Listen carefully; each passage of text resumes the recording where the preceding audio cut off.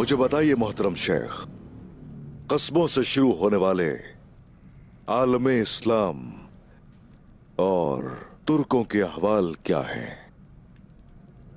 जिसके हम लायक हैं उस्मान साहब। मुसलमान मुसलमान से और तुर्क तुर्क से लड़ रहा है। मुसलमानों का दागा गया तीर मुसलमान ही को लग रहा है। जिनके हाथों में तलवार थमाई गई है वो मुसलमानों को मार रहे हैं। दमिश्क परेशान है, बगदाद तबाह है, हलब में आग लगी है और अनातोलिया का तो बहुत ही बुरा हाल है, क्योंकि वहां ना तो कोई ताकतवर रियासत है और ना ही निजाम। मैंने ऐसे बहुत से मनाजिर देखे हैं हुजूर कि जिंदा लोग अपने मरने की दुआएं करते हैं। अगर देखा जाए तो वो सब रियासत है और सब सुल्तान है। अगर कोई इत्तेहाद नहीं, अगर कोई अमन नहीं, तो आपका तख्त सोने का भी हो तो क्या फायदा उस्मान साहब। जो चीज कायम रहेगी वो तख्त नहीं बल्कि रियासत है। फिर क्या होगा? जो होना होगा वही होगा।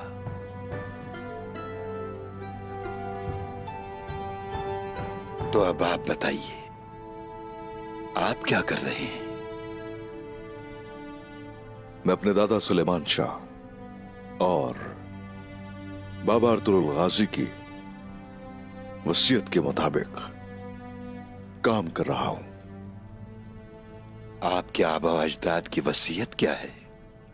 अर्जुरुम के मैदानों से हल्ब के सहराओं तक बहता हुआ खून अब एक रियासत का कयाम चाहता है।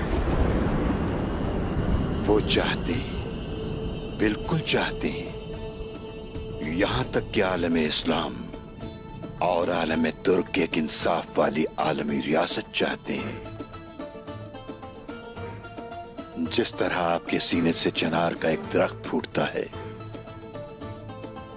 उसके साए में दुनिया के तमाम मजलूम पनाह लेंगे, वो होगी आलीशान रियासत। यही कोशिश है मेरी मोहतरम शेख। मंगोलों के जुल्म से बिखर जाने वाले तमाम कबाइल को दावत दे रहे हैं। मेरी आरज़ू और मेरी सारी कोशिशें सिर्फ और सिर्फ उसी के लिए हैं। अनातोलिया के सब माहिराही मेरे कबीले में हैं। जंग के लिए जो सोते नहीं हैं वो गाजी मेरा लश्कर बन चुके हैं। अपने हाथों में तलवारें लिए मेरी बहनें जो अपने सरदार की साथी हैं और जंग में गाजियों से भी ज्यादा पुरजोश है। वो आएंगे क्योंकि आप उन्हें जमीन देंगे, जानवरों के लिए चरागाहें और उनके लिए मैदान और पहाड़ फराहम करेंगे। आही जो भी बनाएंगे, हमारे गाजी उनकी बनाई हुई तलवारों से काफिरों के साथ जंग करेंगे। हमारी औरतें काम करेंगी अपनी दस्तकारी और अपनी नस्लों पर। क्या केर शहर में मंगोलों की जालिम तलवार आने से पहले ऐसा नहीं था बेटा? अजीम सुल्तान, आपके बाबा के दोस्त के एक बात पर गौर करें तो उन्होंने हलालिया फतह किया और सिनोब चले गए। क्या उन्होंने वहां लोगों को मुत्तहद कर लिया? क्या कारवां सराय वालों को उन्होंने माहिर आहियों के साथ अपनी जमीनों पर मुत्तहद नहीं किया? क्या गरीबों, फकीरों और तमाम तुर्कों की उन्होंने हिफाजत नहीं की? क्या मुकम्मल किए हुए शिफाखाने लोगों की शिफा का सबब नहीं बने?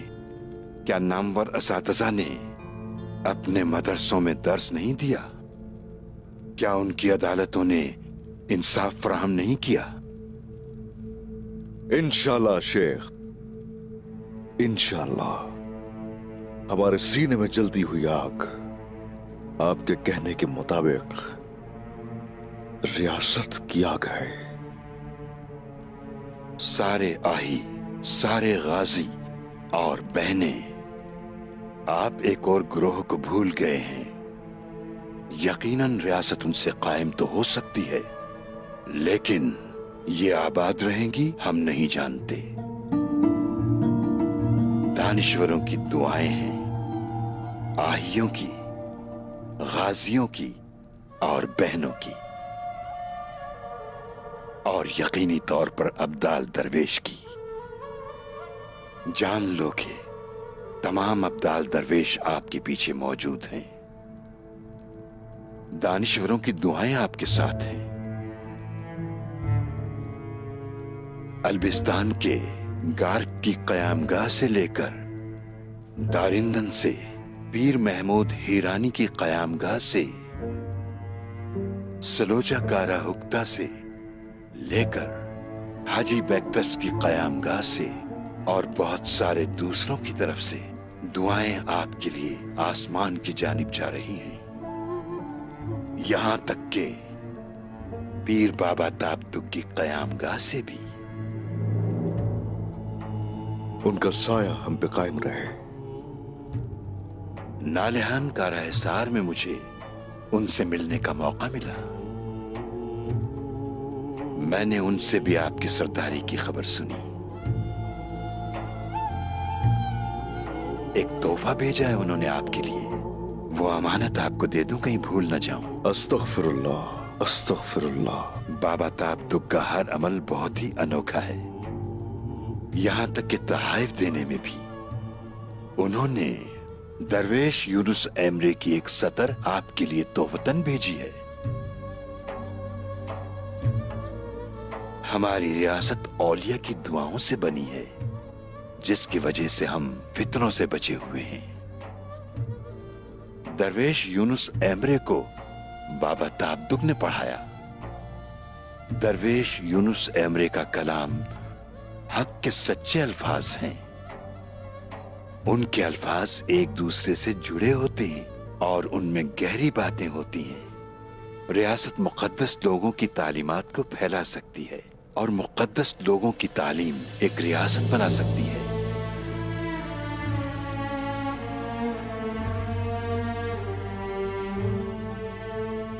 लहू गरमा दिया आपने आकर और अक्ल को रोशन कर दिया। इंशाअल्लाह तुर्कों और इस्लाम की नई रियासत इन्हीं लोगों की दुआओं से कायम होगी इंशाअल्लाह। अल्हम्दुलिल्लाह।